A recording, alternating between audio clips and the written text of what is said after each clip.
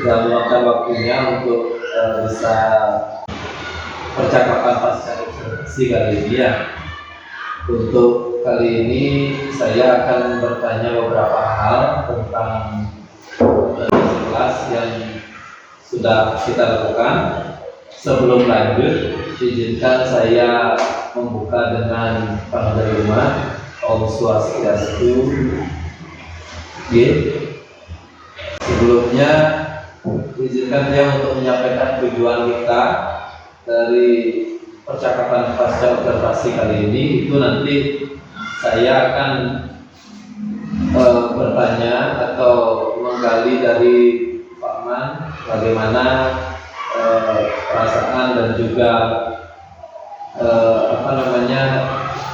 jalannya pembelajaran yang sudah Paman lakukan itu, sehingga nanti kedepannya Paman bisa membuat pembelajaran yang lebih efektif lagi gitu ya. Nah, sesuai dengan yang sudah Bapak sampaikan dan juga saya amati dari observasi kemarin, kalau tidak salah itu Bapak ingin meningkatkan pembelajaran berdiferensiasi yang terintegrasi dengan KSE gitu ya. Kemudian juga meningkatkan keaktifan siswa selama proses pembelajaran. Nah, pertanyaan pertama mungkin apa yang sudah Bapak rasakan gitu ketika setelah Bapak melakukan pembelajaran kemarin? Baik, terima kasih Pak Manari sudah menyempatkan juga untuk sharing kembali bersama saya hari ini terkait dengan kegiatan pembelajaran yang sudah saya coba terapkan di kelas. Dengan sebelumnya sudah dilakukan kegiatan bimbingan dari Pak Manari, juga kita sharing bersama tentang kegiatan pembelajaran berdiferensiasi terintegrasi KSE. Nah, hal yang saya rasakan, saya refleksikan setelah kegiatan pembelajaran ini berlangsung, saya merasakan bahwa setelah melakukan pembelajaran dengan pembelajaran berdiferensiasi, mengakomodir pembelajaran dengan kebutuhan siswa, saya merasakan kegiatan pembelajaran ini menjadi lebih bermakna karena saya merasakan tujuan dari pembelajaran yang memang berpihak pada murid sudah mulai bisa saya terapkan dari hal yang paling sederhana. Nah, ini juga semua berkat dari bimbingan yang Pak Ari berikan selama melakukan pembahasan, sama-sama di sekolah melakukan pembahasan juga kepada teman-teman tentang baiknya kegiatan pembelajaran berdiferensiasi ini. Nah, dari hal yang saya lakukan kemarin, diawali dengan memetakan kebutuhan belajar, memetakan profil dari belajar murid tersebut. Nah, yang pertama saya lihat, saya lakukan pemetaan itu pembelajaran berdiferensiasi yang saya terapkan didasarkan pada penyesuaian gaya belajar murid. Yang pertama saya temukan ada murid yang memiliki gaya belajar visual, kemudian yang kedua ada juga auditori, kemudian yang ketiga ada kinestetik. Nah, berdasarkan hal ini saya mencoba merancang pembelajaran menyesuaikan kebutuhan belajar siswa ini dengan menggunakan ragam media. Ada yang berupa gambar, kemudian ada yang berupa sticky note, kemudian yang ketiga ada juga video. Nah, dari kegiatan ini saya rasakan siswa memang menjadi lebih aktif dari kegiatan sebelumnya, di mana siswa ini pada saat melakukan persiapan pembelajaran, jadi saya juga minta umpan balik dari siswa melaksanakan diagnostik awal. Saya tanyakan di awal, apa sih kegiatan pembelajaran yang kalian inginkan kegiatannya? Nah, dari pertanyaan pemantik ini, siswa di kelas itu cenderung menginginkan pembelajaran yang ada kegiatan tanya jawab. Kemudian ada juga ini bekerja secara berkelompok, dan yang ketiga ada ingin ice breaking, disisipkan ice breaking, dan yang keempat itu ingin ada kegiatan pembelajaran yang pada saat kegiatan akhir biasanya karena sebelumnya pernah saya terapkan di kelas, namun belum secara utuh ya pembelajaran berdiferensiasi. Sebelumnya saya selipkan kegiatan menjawab soal dengan quizzes begitu. Hari ini saya rasakan. Jadi pada intinya saya merasakan kegiatan pembelajaran yang terakhir saya lakukan dengan rancangan pembelajaran berdasarkan RPP berdiferensiasi berintegrasi KSE ini lebih bermakna dan lebih menyenangkan yang dirasakan oleh siswa. Itu yang bisa saya sampaikan. Nah, saya Pak, sesuai dengan yang saya amati juga waktu observasi, saya juga merasa apa yang sudah Bapak rencanakan dengan RPP yang Bapak buat itu sudah bisa Bapak tunjukkan ya. Kemudian apa yang menjadi strategi pengembangan Bapak waktu observasi itu, saya rasa Bapak sudah bisa mengakomodir kebutuhan siswa sesuai diferensiasi yang ada, kemudian juga kompetensi sosial emosional yang ada. Nah, kalau untuk kompetensi sosial emosional kemarin Bapak ingin menerapkan beberapa strategi. Kira-kira menurut Bapak sejauh mana sudah apa yang Bapak terapkan itu bisa Bapak lihat berhasil gitu? Kalau diskalakan Pak Ari mungkin di 1 sampai 10 ya. Hal yang sudah saya coba terapkan, saya diskusikan sebelumnya di kegiatan pra-observasi. Saya menggunakan, saya berikan nama itu sebagai papan emoji.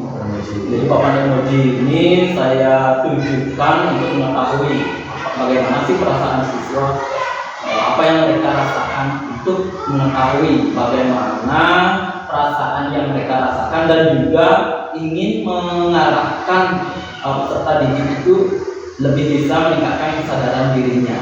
Nah, itu yang pertama. Jadi strategi ini kalau saya skalakan 1 sampai 10, saya rasa saat ini sudah sampai di skala 7.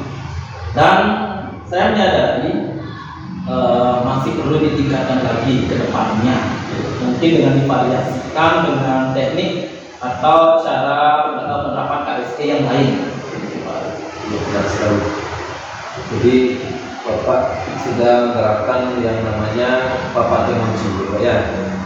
Kemudian dari segi KSE, masih di dalam segi KSE, selain papan emoji, kemarin apa yang Bapak pertimbangkan dari segi KSE dan pembelajaran Bapak kira-kira? Yang saya pertimbangkan jelasnya adalah ini meningkatkan kesadaran siswa. Ya. Kemudian yang kedua, tadi belum saya sampaikan lagi satu tentang KSE juga.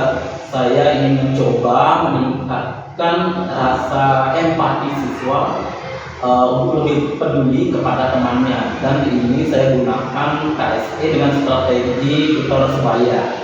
Nah, jadi ada 3 hal intinya dalam KSE tutor sebaya itu. Langkah-langkahnya adalah yang pertama, pada saat kerja kelompok secara kolaborasi, jika ada siswa yang belum paham tentang materi yang kita belajarkan.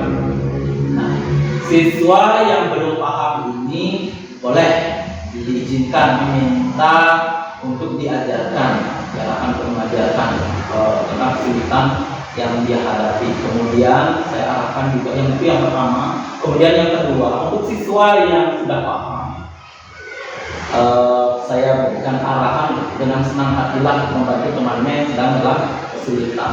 Dan lagi satu, langkah ketiga itu adalah setelah menerima bantuan pertolongan dari teman yang tadinya menjelaskan tadi, ucapan terima kasih. Jadi ada 3. Yang pertama, belum paham, bertanya. Yang kedua, sudah paham, berikan bantuan dengan senang hati, dan yang ketiga adalah ucapan terima kasih setelah menerima bantuan. Pertimbangan Menarik sekali Bapak ya. Jadi ada Bapak ingin mengembangkan kompetensi sosial itu dari diskusi kelompok itu terlihat dari 3 aspek itu. Kalau misalnya jawabannya setelah Bapak terapkan itu kira-kira ada nggak yang menarik yang Bapak bisa amati setelah Bapak terapkan sistem KSE yang 3 faktor ini? dari KSE yang sudah saya coba terapkan, di sini saya melihat hal yang menarik. Yang pertama di kegiatan papan emoji.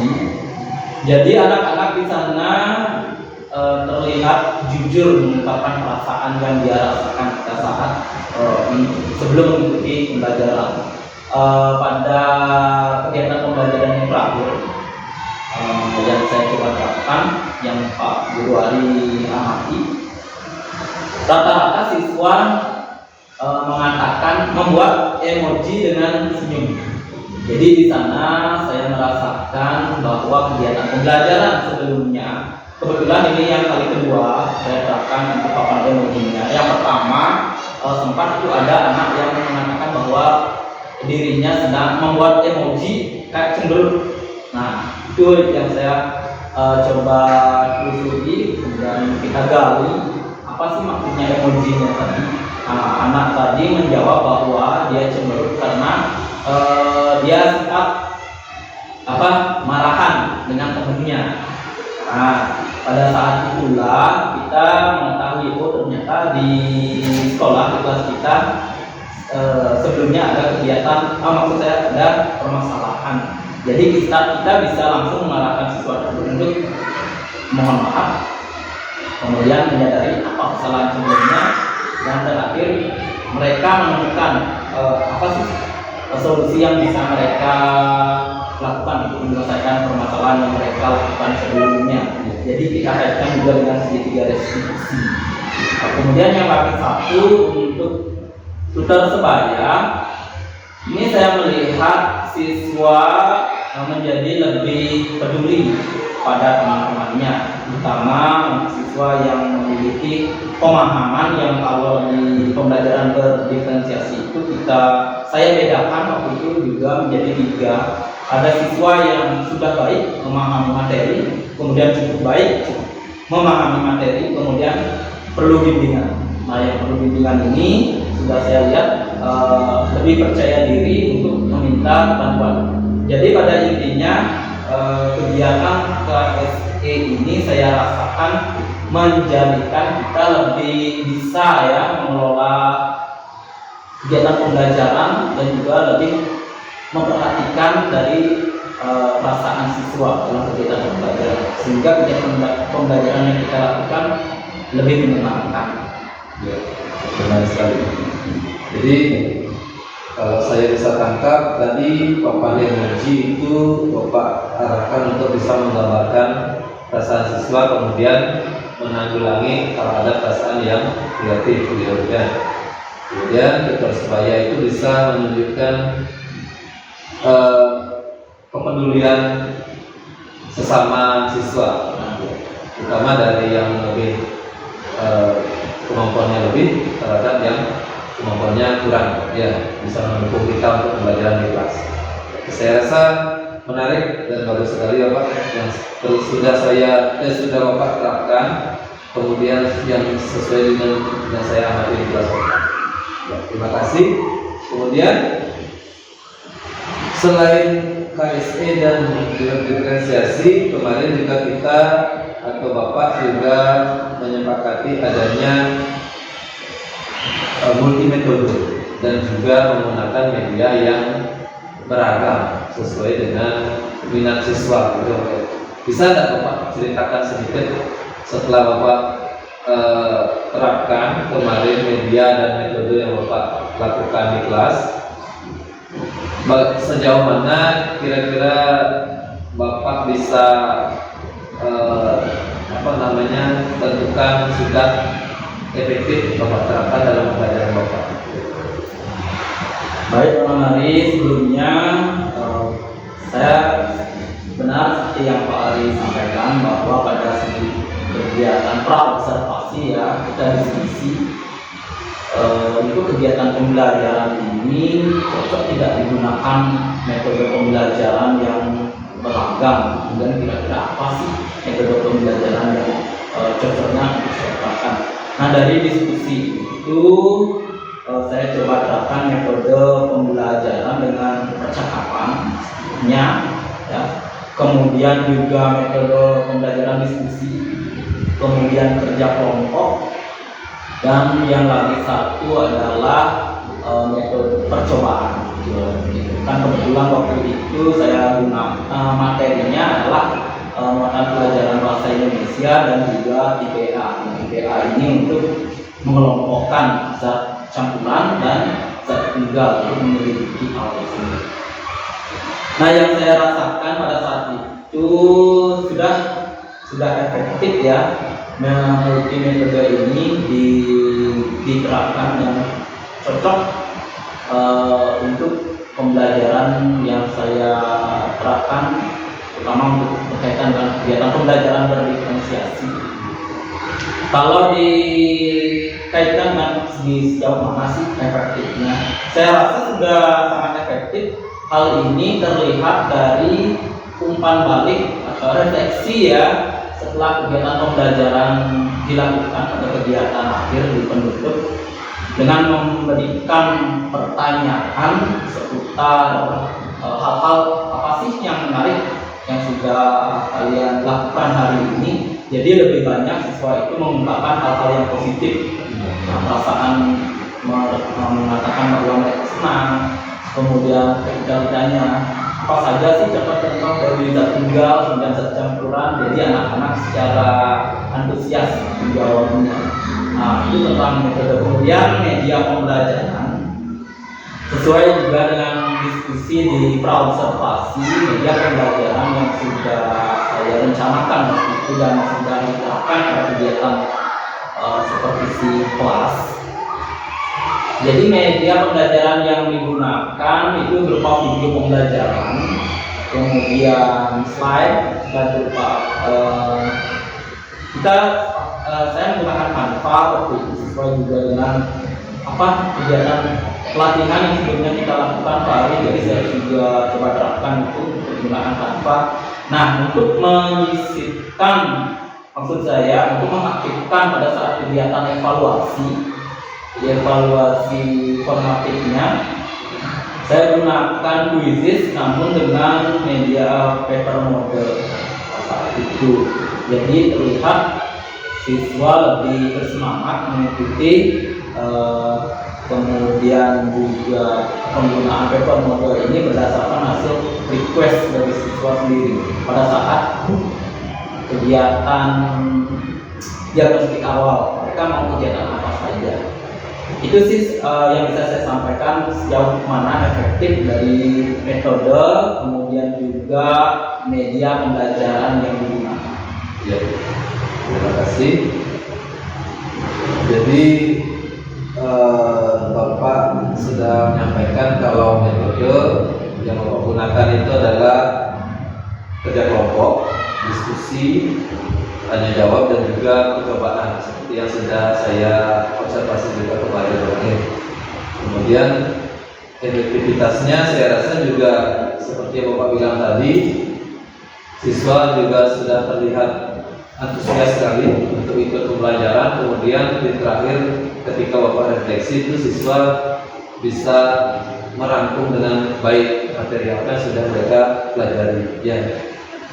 Saya juga melihat efektivitasnya sudah berjalan baik.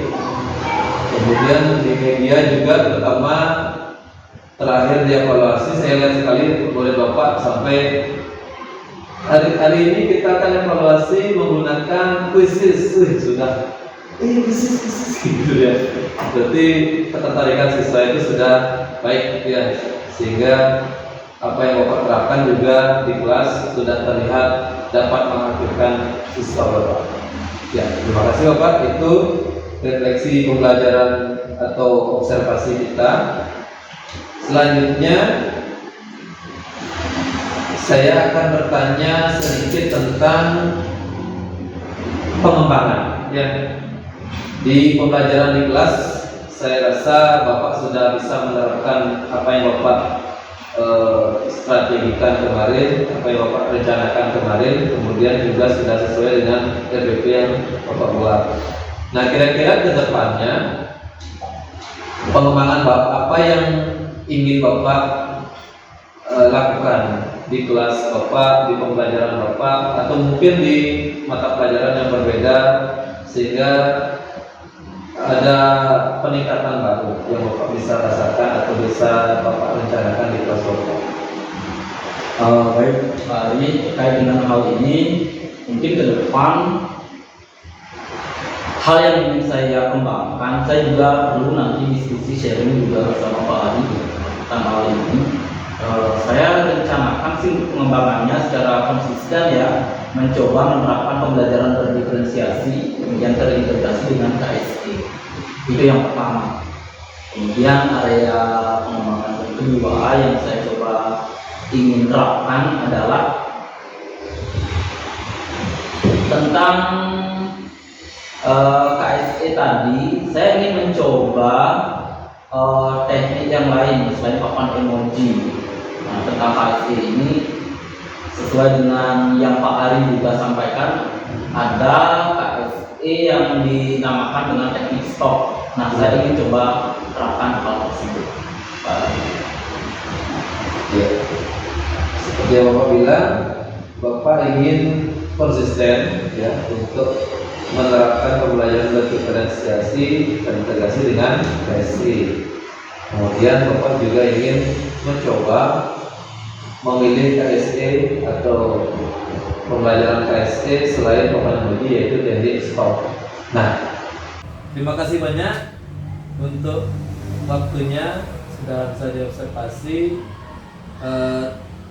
Yang rasa sudah cukup, yang tutup dengan tangan santai. Oh, bisa.